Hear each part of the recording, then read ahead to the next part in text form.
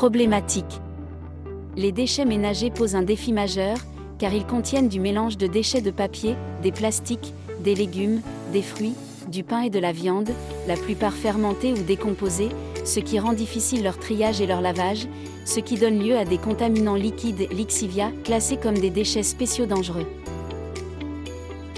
En revanche, comme l'a déclaré la directrice de la gestion des déchets à l'Agence nationale des déchets au journal El Watan, l'Algérie compte 91 centres techniques opérationnels d'enfouissement, alors que 13 millions de tonnes de déchets sont produits quotidiennement et que le taux de recyclage est inférieur à 7%. 73 centres ont atteint un taux de saturation supérieur à 90% après quelques années de début de l'exploitation.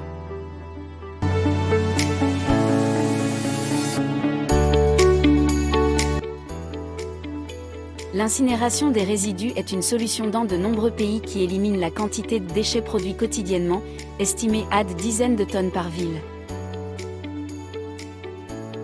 Le processus de traitement des déchets ménagers par pyrolyse, qui dépend sur la combustion indirecte des déchets, combustion sans oxygène, à une température de 300 à 700 degrés Celsius où il produit des gaz qui se condensent lors de son passage dans le tube de condensation pour le transformer en biocarburant utilisé dans le fonctionnement de la station, et le reste de ces gaz sont transférés vers la chambre d'oxydation pour éliminer les gaz toxiques, donc le pyrolyse est considéré moins cher que l'incinération.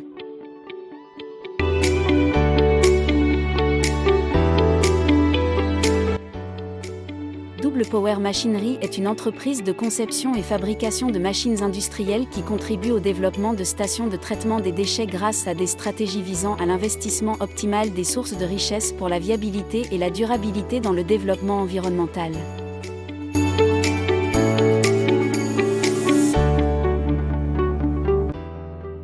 En innovant la méthode INC pyrolyse qui basée sur l'intégration de l'unité d'incinération des déchets avec l'unité de traitement par pyrolyse, parce que l'installation de pyrolyse nécessite un système de chauffage et que l'installation de l'incinérateur nécessite un système de refroidissement des gaz résultants avant de passer au processus de traitement, nous avons conçu un système qui intègre les deux unités pour permettre le passage du gaz de l'incinérateur à l'unité de pyrolyse.